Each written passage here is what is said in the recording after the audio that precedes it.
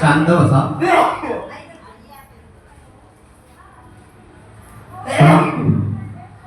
संपूर्ण विश्वाला ज्याने सुख शांती मानवता तथा दुःख मुक्तीचा आर्य संदेश दिला, असे दुःख मुक्तीचे मार्गदाता दुःख मुक्ती महामानव महाकर्मी तथागत सम्यक संबुद्ध तथागत आपल्या शुद्ध पद्धतीने नेमलेला सद्धम्म अहोरात्र प्रचार आणि प्रसार करणारा पूजनीय भिक्खू संघ या सर्व श्रेष्ठ अशा त्रिरत्नाला प्रथमतः देवाला अभिवादन करतो, ज्यांच्या महान आणि असीम त्या प्रभावामुळे आपल्याला जो बुद्ध धम्म लाभला आणि त्यांच्यामुळे एवढे मोठे वैभव प्राप्त झाले, असे महान एक प्रवर्तक भारतीय राज्यघटनेचे एकमेव शिल्पकार विश्वरत्न परमपूज्य बोधिसत्व डॉक्टर बाबासाहेब आंबेडकर ह्या महामानवाच्या धम्मक्रांतीमुळे संपूर्ण जीवनाला समर्पित करून आज आपल्या महामंगल प्रसंगी भीमा रामजी सकपाळ यांची आज 172वी जयंती आहे. त्या निमित्ताने इथं जमलेल्या बौद्ध उपासक उपासिका पंचशील विचारवांचे पदाधिकारी कार्यकर्ते या सर्वांच्या प्रती मी सद्भावना मंगलमैत्री व्यक्त करतो आणि रमाईच्या जीवनावरती 2 शब्द मी सांगायचा प्रयत्न करतो. खरं तर आज रमाई जयंती निमित्ताने आपण जो महिला मंडळाने जो संकल्प केला आहे चांगल्या रीतीने की आज हळदी कुंकाचा कार्यक्रम त्या निमित्ताने तुम्ही ठरवलेला आहे, तर ही एक आनंदाची गोष्ट आहे. म्हणजे डबल आनंद व्यक्त करण्यासारखा आहे. म्हणजे चांगल्या दिवशी ज्या बाबासाहेबाला रमाईने जन्म दिला, त्या रमाईच्या आपल्या भीमाईने जन्म दिला, त्या भीमाईच्या आज 172वा जन्मदिवस आहे आणि त्या निमित्ताने आपण इथे जमलेलो पण आहोत आणि त्या निमित्ताने तुम्ही कार्यक्रम पण घेतलेला आहे हळदी कुंकाचा.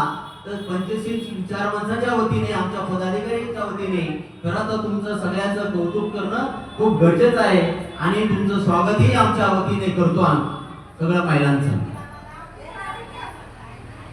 आज खरं तर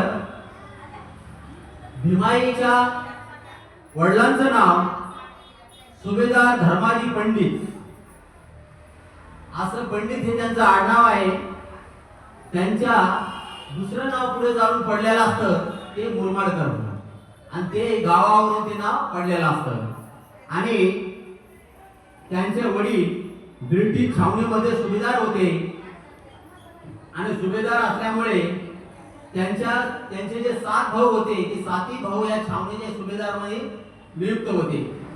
त्यांच्यामुळे भीमाईच्या घरची परिस्थिती खूप आनंददायक आणि श्रीमंत आणि त्या काळामध्ये खूप चांगली होती आणि त्याच्यामुळे या पंडितला जे सुभेदार धर्माजी पंडित यांना 3 अपत्य होते. एक भीमाई ही मोठी मुलगी, दुसरी सायनाबाई आणि तिसरा एक मुलगा होता तो गणपत. असं त्यांचा परिवार होता आणि परिवारही सुखी होता आणि त्यांच्या घरी असं काही कमी नव्हतं. परंतु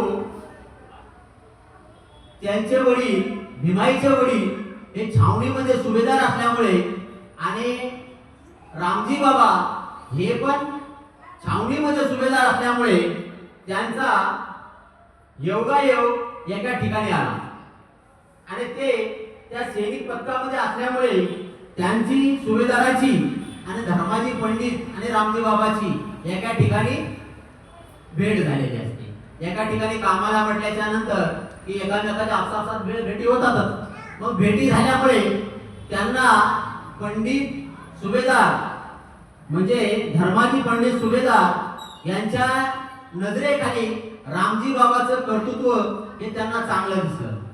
आता रामजी बाबा बाबासाहेबांचे वडील, परंतु त्या काळामध्ये ते कर्तृत्वावर पुरुष होते आणि त्यांचं देखणापणा, त्यांचं वर्तणूक आणि त्यांची राहण्याची पद्धत आणि शारीरिक बांधा ह्यो भीमाबाईच्या वडिलांना आवडला फार. पण त्याच्यामुळे त्यांच्या मनामध्ये इच्छा व्यक्त झाली की आपल्या भीमाबाईसाठी हा मुलगा चांगला आहे. परंतु काही सगळ्यांनी सहमती दिली नाही घरामध्ये. काही घरच्यांनी सहमती दर्शवली नाही. कारण सहमती न दर्शवण्याचे कारण होतं की रामजी बाबाकडची परिस्थिती तशी चांगली नव्हती. तर त्यांच्याकडे तशी गरिबी होती. परंतु त्यांचा एक मुलगा असतो थोरला मोठा मुलगा पंडितचा. तर त्या थोरला मुलगा तो सहमती दर्शवतो आणि रामजी बाबा पण सहमती दर्शवतात की ते थोरला मुलगा म्हणतो धर्माजीचा की तो मुलगा खरं योग्य आहे भीमाईसाठी, तुम्ही ठरवून टाका. ही सहमती दर्शवल्यानंतर भीमाईचं लग्न रामजी बाबा बरोबर ठरल्या जातं आणि ते लग्न 1867 ला ठरल्या जातं. तेव्हा भीमाईचं वय 13 वर्ष असतं आणि रामजी बाबाचं वय हे 19 वर्षाचं असतं. आणि ह्या कालावधी दोघांचा लग्नाचा ठराव नक्की होऊन त्यांचं लग्न ह्या 1967 साली लग्न झालेलं असतं. आणि लग्न झाल्याच्या नंतर भीमाई एक प्रतिज्ञा करते. कारण का प्रतिज्ञा करते? कारण तिच्याकडचे काही लोक म्हणत असतात की भीमाईला खूप गरिबी आहे, तिला तिच्या घरच्याने लग्नामध्ये का होईना पण दागिने केले नाही, चांगले कपडे घेतले नाही, फार गरिबी आहे. पण भीमाई म्हणते दागिने महत्वाचे नाही, दागिने काय व्यवस्थित फिरायचं नाही. म्हणून त्या ठिकाणी ती प्रतिज्ञा करते की मी जोपर्यंत माझे घरचे दागिने मी असे जास्त घेत नाही तोपर्यंत मी माझ्या माहेरी जाणार नाही. कारण भीमाई एक हट्टी असते आणि कर्तृत्ववान पण असते. त्याच्यामुळे तिचा स्वभाव रामजी बाबाला पण खूप आवडला जातो. त्याच्यानंतर पुढे रामजी सपकाळ आणि पुण्याला जातात. कारण पुण्याला पंतोजी शाळेत शिक्षकाचे काम ते शिकत असतात. आता आपण आता म्हणतो डीएड करायला आले म्हणून त्या काळात ते शिक्षकाचं शिक्षण घेत होते. त्यांच्याकडे जो थोडाफार पैसा होता तो भीमाईला पाठवायचे, त्याच्यातून जे मिळायचे त्यांना द्यायचे तर. आणि परंतु त्यामध्ये त्या संसाराचा खर्च न भागल्यामुळे भीमाईला पण त्या ठिकाणी सांताक्रूज या ठिकाणी मुंबईला होते, मुंबईला पण छावणी होते आणि सांताक्रूज या ठिकाणी त्यांनी रोडवरचे खडी टाकण्याचे रस्त्यावरचे काम पण केले भीमाईला. म्हणजे हा त्यांचा भी मोठा संघर्ष आहे, नाही असा नाही. म्हणून त्या काळात ते लष्कराची तिथे तुकडी असायची सांताक्रूजला दुसरी, म्हणून त्या तिथे राहत होत्या. म्हणून रामजी बाबा पुण्याला असतानाही त्यांनी खूप कष्ट केलेले आहेत. आणि भीमाईची मग ती प्रतिज्ञा पूर्ण होते. त्याच्यानंतर रामजी बाबाला बढत्या मिळत असतात. बढत्या मिळत असल्यामुळे त्यांच्याकडे पैसा येत असतो, त्यांची आवडीता वाढते आणि त्यांची म्हणजे चांगलं कर्तृत्व वाढल्यामुळे मान सन्मान वाढतो रामजी बाबाचा. आणि त्याच्यामुळे मग त्यांना असं वाटतंय की आता आपला सन्मान चांगला झालेला आहे. भीमाईला वाटते भीमाई त्या मुरबाड गावी आपल्या आई वडिलांकडे जात येत असतात. त्याच्यानंतर पुढे महू या गावी जातात. ते महू या गावी गेल्यानंतर तिथे त्यांना रामजी बाबा राहत असताना छावणीमध्ये त्यांना त्यांचा चुलता भेटला असतो रामजी बाबाचा. तो खूप दिवसापासून काय झालेला असतोय, तो संन्यासाने तरी घर सोडून गेलेला असतोय, त्याचा ठाव ठिकाणा नसतो.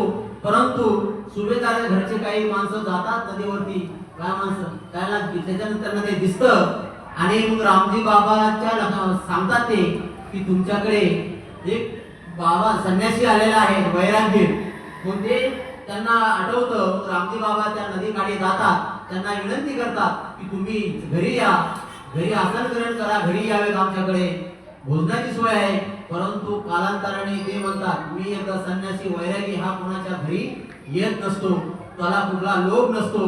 परंतु जाता जाता रामजी बाबाला ते आशीर्वाद देतात की रामजी बाबाला म्हणतात की तुझ्या घरी जो जन्माला येणारा मूल आहे तो 14वा पुत्र आहे. कारण बाबा भीमाईला पहिले 7 पुत्र झालेले असतात आणि 7 पुत्र हे मृत्यूला लहानपणी प्राप्त झालेले असतात. मग हे 7 असतात आणि 14वे जे पुत्र असणारे भीमा, तर ते 14वे जे पुत्र आहे ते तुझ्या पोटी जन्माला येईल आणि जन्माला आल्याच्या नंतर तो कर्तव्य इतिहासावरती आपला चिरंतन ठसा उमटवेल आणि आपल्या घराण्याचे नाव रोशन करेल असा आशीर्वाद रामजी बाबाला त्या दिवशी देत असतात.